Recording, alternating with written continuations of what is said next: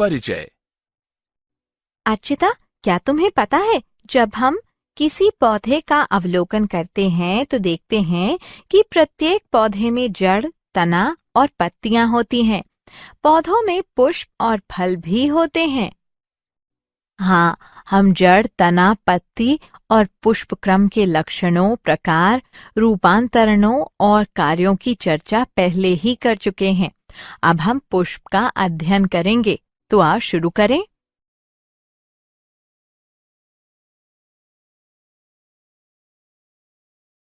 उद्देश्य। इस पाठ के अंत में आप निम्न करने में सक्षम हो जाएंगे: पुष्प के लक्षणों को जानना, पुष्प के प्रकार जानना, पुष्प के भागों का अध्ययन करना, दलपुंज यानी कोरोला के प्रकार की पहचान करना, पुष्पदल विन्यास समझना, पुमंग के लक्षणों को जानना, पुंकेसर के भागों का अध्ययन करना, पुमंग के प्रकार जानना।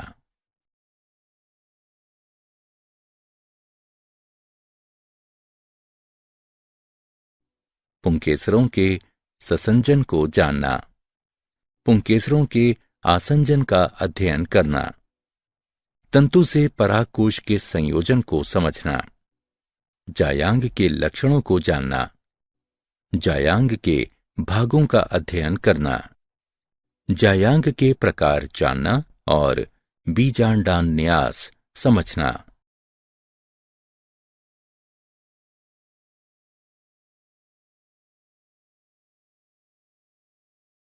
पुष्प। पुष्प एंजियोस्पर्म की जनन संरचनाएं हैं। एक पुष्प को रूपांतरित कायिक प्रारोह के रूप में परिभाषित किया जाता है, जो लैंगिक जनन के लिए होता है। पुष्प में बहुत छोटा अक्ष होता है, जिस पर विभिन्न भागों के चक्र लगे होते हैं। प्रायः पुष्प पत्राभ कहलाने वाली रूपांतरित पत्ती के कक्ष में निकलता है। जब पत्राभ पुष्प वृंत के आधार पर उपस्थित होते हैं तो पुष्प सहपत्री कहलाता है। जब पुष्प पुष्प वृंत कहलाने वाले वृंत का बना होता है तो ये संवृंत कहलाता है। जब पुष्प वृंत अनुपस्थित होता है तो पुष्प अवृंत कहलाता है।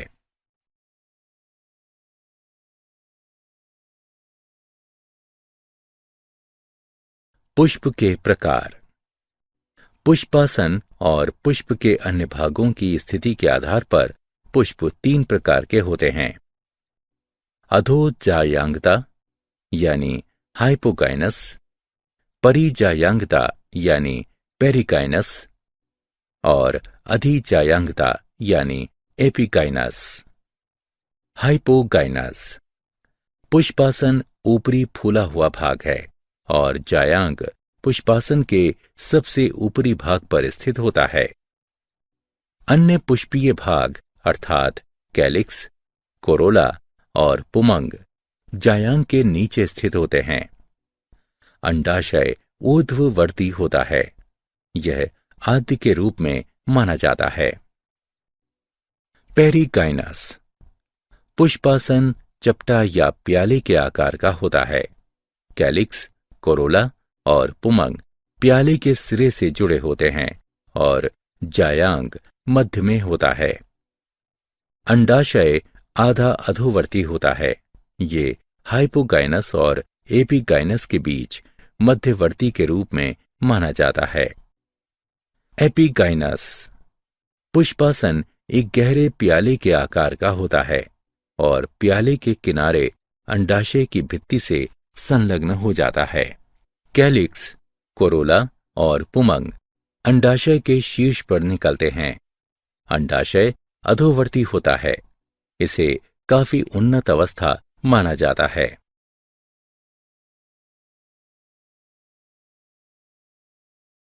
पुष्प के भाग। प्रत्येक पुष्प में सामान्यतः 4 पुष्प चक्र होते हैं, जैसे कैलिक्स, कोरोला, पुमंग और जायांग। आइए इन सभी की एक एक करके विस्तार से चर्चा करें।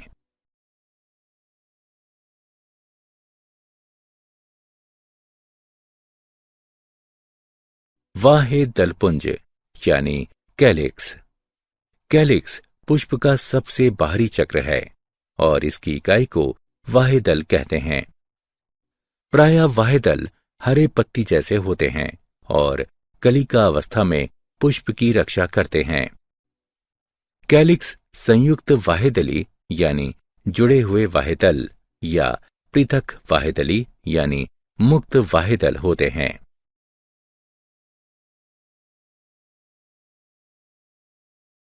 दलपुंज यानी कोरोला। कोरोला दलों का बना होता है। यह पुष्प का द्वितीय चक्र है।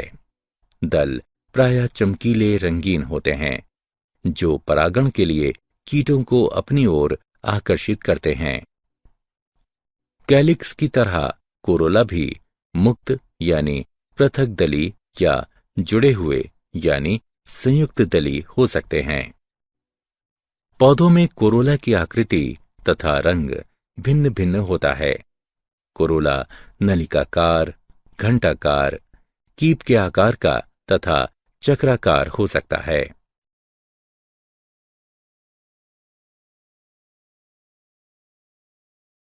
कोरोला के प्रकार। नलिकाकार दल एक नली जैसी संरचना बनाते हैं। उदाहरण कंपोजिटी। क्रॉस रूपी इस प्रकार के कोरोला में 4 मुक्त नखरित दल एक क्रॉस के रूप में व्यवस्थित होते हैं। उदाहरण क्रूसीफेरी। पेपिलियोनेसियस यानी मटरकुलिये 5 मुक्त दल एक तितली के समान व्यवस्थित होते हैं। वे वैगजिलेरी प्रकार के विन्यास में व्यवस्थित होते हैं जिनमें बड़ा दल मानक या ध्वज, 2 पार्श्वीय दल यानी पंख और 2 भीतरी संयुक्त एवं नौकाकार दल यानी कूटक होते हैं। उदाहरण पेपिलियोनेसी। जीविकाकार कंपोजिटी के अर्धपुष्पक जीवा के रूप में व्यवस्थित होते हैं। उदाहरण सूरजमुखी।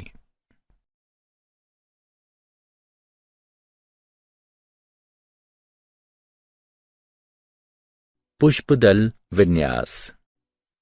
पुष्पकली में उसी चक्र की अन्य इकाइयों सापेक्ष बाह्य दलों या दलों के लगे रहने के क्रम को पुष्पदल विन्यास कहते हैं। मुख्य प्रकार के पुष्पदल विन्यास कोर स्पर्शी, व्यावर्तित, कोरछादी और वैकजिलेरी हैं।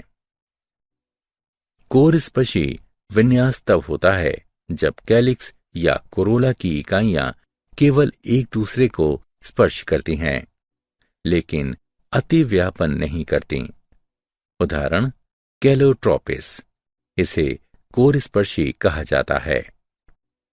व्यावर्तित विन्यास तब होता है जब कैलिक्स या कोरोला की इकाई का एक किनारा अतिव्यापित होता है और दूसरा किनारा अगली इकाई पर अतिव्यापन करता है, जो ये पुष्पदल विन्यास व्यावर्तित कहलाता है। उदाहरण गुड़हल, भिंडी तथा कपास आदि। कोरछादी विन्यास तब होता है जब कैलिक्स या कोरोला की एक इकाई के दोनों किनारे अतिव्यापित हो जाते हैं और दूसरी इकाई के दोनों किनारे बाह्य और शेष प्रकृति में व्यावर्तित होते हैं, तो ये पुष्पदल विन्यास कोरछादी कहलाता है। उदाहरण केसिया और गुलमोहर आदि। ये भी 2 प्रकार के हो सकते हैं, आरोही कोरछादी और अवरोही कोरछादी। आरोही कोरछादी विन्यास तब होता है जब पश्च इकाई आंतरिक होती है और पार्श्व इकाइयों द्वारा अतिव्यापित की जाती हैं, जिसमें अपनी संलग्न इकाई अग्र इकाइयों द्वारा अतिव्यापित की जाती हैं। उदाहरण सीजल पिनियोडी। अवरोही कोरछादी और वैकजिलेरी विन्यास मटर और सेम के पुष्पों में पाया जाता है। इनमें 5 दल होते हैं। सबसे बड़ा दल मानक 2 पार्श्व दलों यानी पंख को अतिव्यापित करता है, जिसके बाद ये 2 सबसे छोटे अग्रदल यानी कूटक को अतिव्यापित करते हैं। इस प्रकार का पुष्पदल विन्यास वैकजिलेरी या पेपिलियोनेसियस कहलाता है। पंचक विन्यास तब होता है जब कैलिक्स या कोरोला की 2 इकाइयों के किनारे दोनों बाह्य होते हैं और 2 इकाइयां आंतरिक तथा शेष 1 इकाई का एक किनारा आंतरिक तथा एक किनारा बाह्य होता है, तो ये पंचक कहलाता है। उदाहरण सीडियम और प्यूनिका इत्यादि।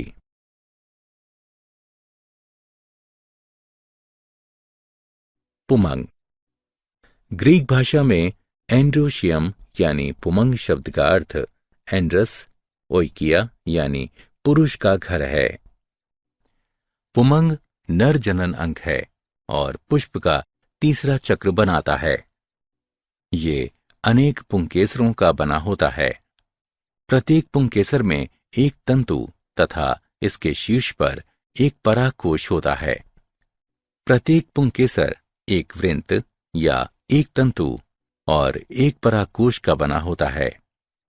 प्रत्येक परागकोश प्रायः द्विपालक होता है और प्रत्येक पाली में 2 कोष्ठक परागकोश होते हैं। परागकण परागकोश में उत्पन्न होते हैं। एक बंधे पुंकेसर स्टेमिनॉइड कहलाता है।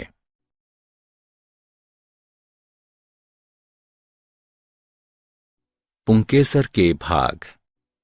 एक विशिष्ट पुंकेसर के 3 भाग होते हैं: तंतु, परागकोश और संयोजी। प्रत्येक पुंकेसर में प्रायः एक वृत्त होता है जो तंतु यानी लैटिन शब्द फिलम यानी सूत्र कहलाता है। पुष्प के भीतर तंतुओं की लंबाई भिन्न भिन्न हो सकती है, जैसे कि साल्विया और सरसों में।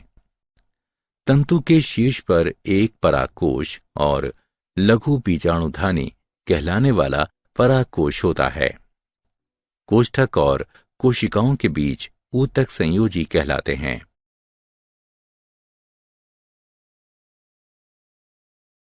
पुमंग के प्रकार। पुंकेसरों की लंबाई के आधार पर पुमंग 3 प्रकार के होते हैं: द्विदीर्घी, चतुर्दीर्घी और विषम दीर्घी। जब 2 पुंकेसर लंबे और 2 छोटे होते हैं तो पुमंग द्विदीर्घी होता है। जब 4 पुंकेसर लंबे और 2 छोटे होते हैं तो पुमंग चतुर्दीर्घी होता है। जब सभी पुंकेसर अलग अलग लंबाइयों के होते हैं तो पुमंग विषम दीर्घी कहलाता है।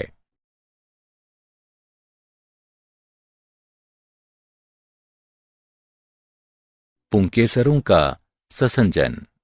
पुंकेसर के एक भाग या पूरे पुंकेसर के जुड़ने की दशा पुंकेसरों का ससंजन कहलाती है। ससंजन के आधार पर पुमंग निम्न प्रकार के होते हैं: संघी, युक्तकोशी और समपुमंगी। जब पुंकेसरों के तंतु आपस में मिले होते हैं और परागकोश मुक्त होते हैं तो पुमंग संघी होते हैं। ये पुनः 3 प्रकार के होते हैं: एक संघी, द्विसंघी और बहुसंघी। जब सभी पुंकेसरों के तंतु आपस में मिलकर एक बंडल बनाते हैं और परागकोश मुक्त होते हैं तो यह अवस्था एक संघी कहलाती है। उदाहरण हिबिस्कस रोजा साइनेंसिस यानी गुड़हल। द्विसंघी जब पुंकेसरों के तंतु आपस में मिलकर एक बंडल बनाते हैं और परागकोश मुक्त होते हैं तो ये अवस्था द्विसंघी कहलाती है। उदाहरण पेपिलियोनेसी। बहुसंघी जब पुंकेसरों के तंतु संलग्न होकर 2 से अधिक बंडल बनाते हैं तो ये अवस्था बहुसंघी कहलाती है। उदाहरण सिट्रस। युक्तकोशी या साइनेंथस जब पुंकेसर के तंतु मुक्त होते हैं और परागकोश आपस में जुड़े होते हैं तो ये अवस्था युक्तकोशी या साइनेंथस कहलाती है। उदाहरण एस्टेरेसी। समपुमंग जब पुंकेसर के तंतु और परागकोश आपस में जुड़कर एक बंडल बनाते हैं तो यह अवस्था संपुमंग कहलाती है। उदाहरण कुकुरबिटा।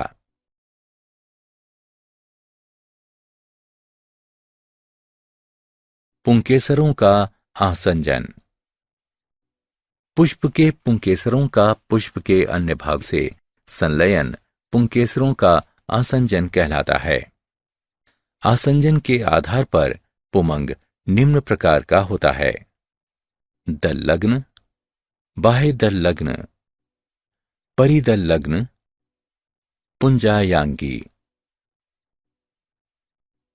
दल लग्न तब होते हैं जब पुंकेसर दलों से जुड़े होते हैं। उदाहरण सोलेनम निग्रम यानी बैगन। बाह्यदल लग्न तब होते हैं जब पुंकेसर बाह्यदल से जुड़े होते हैं। उदाहरण वर्बेन। परिदल लग्न तब होते हैं जब पुंकेसर परिदल पुंज पालियों यानी परिदल से जुड़े होते हैं। उदाहरण एस्फोडिडस और टेनिफोलियस। पुंजायांगी तब होते हैं जब पुंकेसर अंडप से जुड़े होते हैं। उदाहरण कैलोट्रोपिस प्रोसेरा।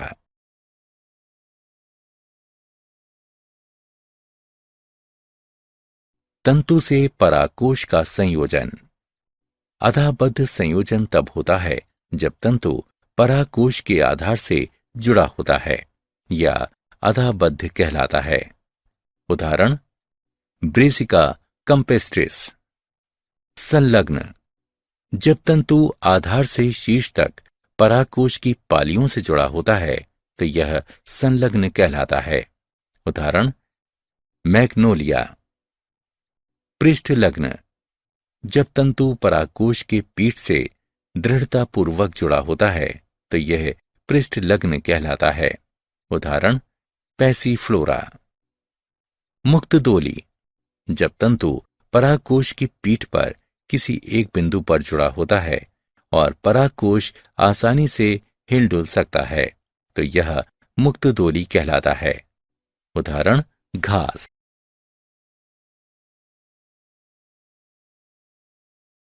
जायांग।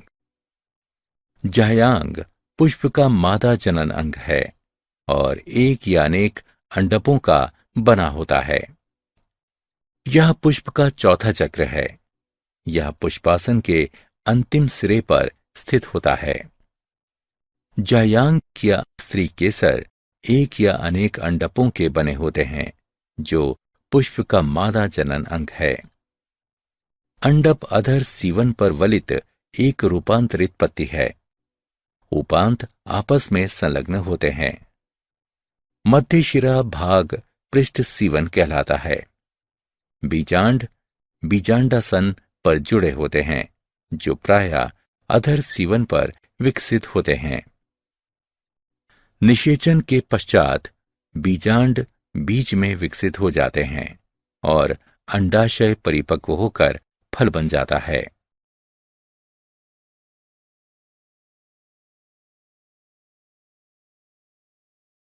जायांग के भाग। अंडप 3 भागों का बना होता है: वर्तिकाग्र, वर्तिका और अंडाशय। वर्तिकाग्र प्रायः वर्तिका के शिखर पर होता है और ये परागकणों के लिए जनन सतह है। यह अंडाशय के सबसे ऊपर स्थित होता है। यह लंबी बेलनाकार संरचना है जो अंडाशय के ऊपरी भाग से विकसित होती है। वर्तिका अंडाशय को वर्तिकाग्र से जोड़ती है।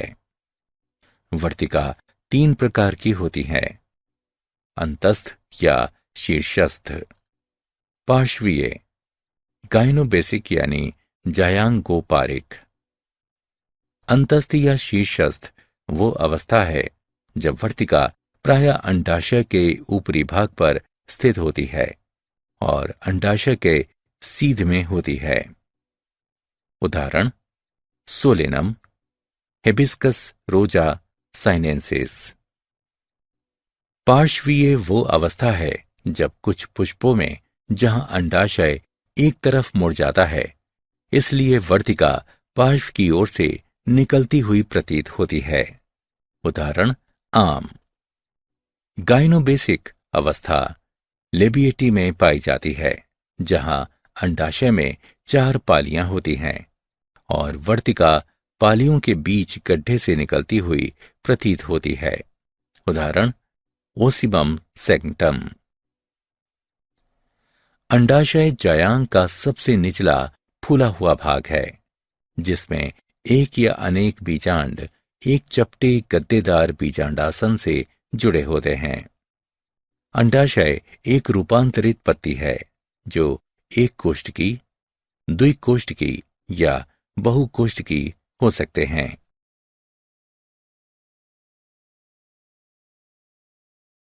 जायांग के प्रकार। उपस्थित अंडकों की संख्या के आधार पर जायांग 3 प्रकार के होते हैं।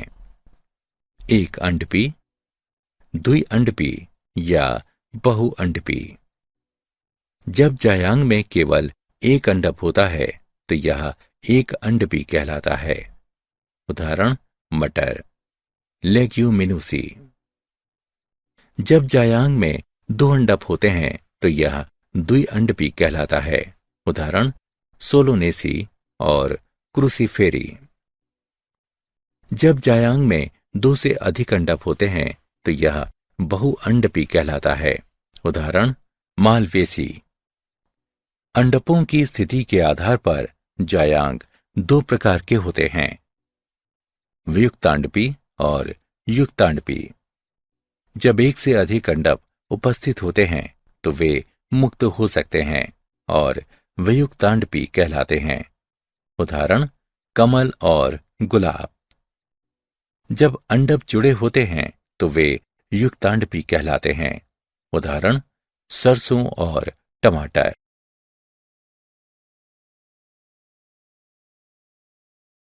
बीजांड न्यास। अंडाशय के भीतर बीजांड के लगे रहने का क्रम बीजांड न्यास कहलाता है। बीजांड न्यास विभिन्न प्रकार का होता है।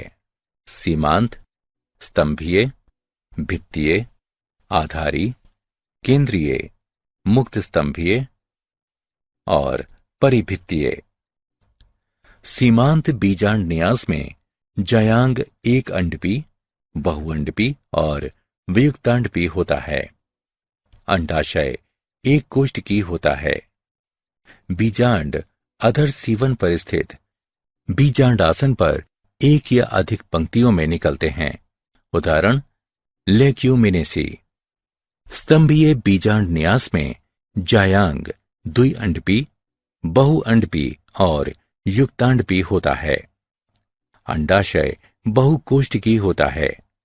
एक अंडक के किनारे अंदर की ओर निकलते हैं और उसके बाद संलग्न हो जाते हैं, इसलिए अधर सीवन अक्ष के साथ स्थित होते हैं। कोष्ठकों की संख्या अंडकों की संख्या के अनुरूप होती है। उदाहरण मालवेसी। भित्तीय बीजांड न्यास में जायांग द्विअंडपी या त्रिअंडपी और युक्तांडपी होता है। अंडाशय एक कोष्ठकी होता है। कभी कभी यह आभासी पट बनने के कारण द्विकोष्ठकी हो सकता है। बीजांडासन आसन अंडकों के संलग्न किनारों पर निकलता है। इस प्रकार बीजांड अंडाशय की परिधि पर निकलते हैं। उदाहरण क्रूसीफेरी। आधारी बीजांड न्यास में जायांग द्विअंडपी और युक्तांडपी होते हैं। अंडाशय एक कोष्ठकी होता है। बीजांडासन में अंडाशय के आधार पर स्थित पुष्पासन के सिरे पर विकसित होता है। एकल बीजांड अंडाशय के आधार से जुड़ा होता है। उदाहरण टेकेटिस। मुक्त स्तंभीय बीजांड न्यास में जायांग बहुअंडपी और युक्तांडपी होता है। अंडाशय एक कोष्ठकी होता है। बीजांड अंडाशय के मध्य में अक्ष पर निकलते हैं। उदाहरण डायंथस। बीजांड न्यास स्तंभीय होता है, लेकिन विभाजन भित्ति के टूट जाने के कारण यह मुक्त स्तंभीय हो जाता है। परिभित्तीय बीजांड न्यास में जायांग बहुअंडपी और युक्तांडपी होता है। अंडाशय बहुकोष्ठकीय होता है। बीजांड विभाजन पट की भीतरी सतह पर निकलते हैं। उदाहरण निम्फिया।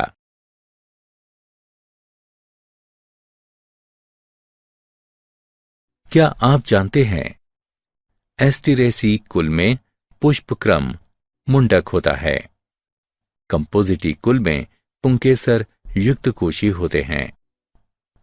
क्रूसीफेरी कुल में जायांग द्विअंडपी, युक्तांडपी, ऊर्ध्ववर्ती और एक कोष्ठकी होते हैं, लेकिन ये रीप्लम कहलाने वाले आभासी पट के कारण द्विकोष्ठकी हो जाते हैं।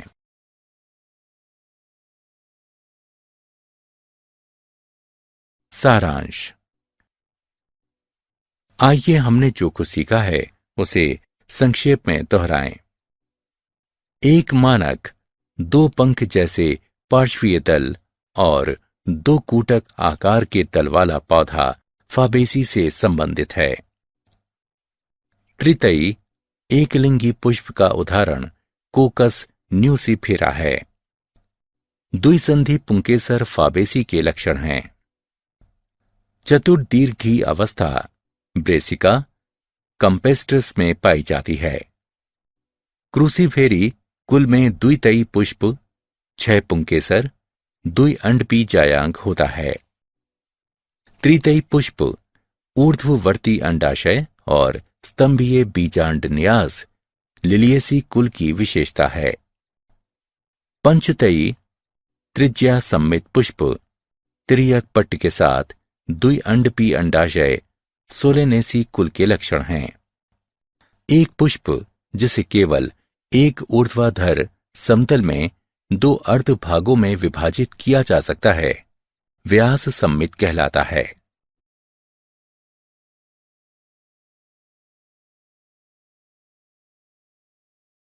चतुर्दीर्घी पुमंग सरसों में पाया जाता है। समपुमंग अवस्था तंतु और परागकोश दोनों का संलग्न है। साइथियम की पहचान अनेक नर पुष्पों से घिरे एकल मादा पुष्प द्वारा की जाती है और इसमें सभी पुष्पों को आच्छादित करता सहपत्रों का परिचक्र होता है। एक कोष्ठ की परागकोश मालवेसी कुल की विशेषता है। गायनोबेसिक वर्तिका लेमिनेसी कुल की विशेषता है। द्विअंडपी युक्तांडपी अधोवर्ती अंडाशय सिप्सेला में पाया जाता है।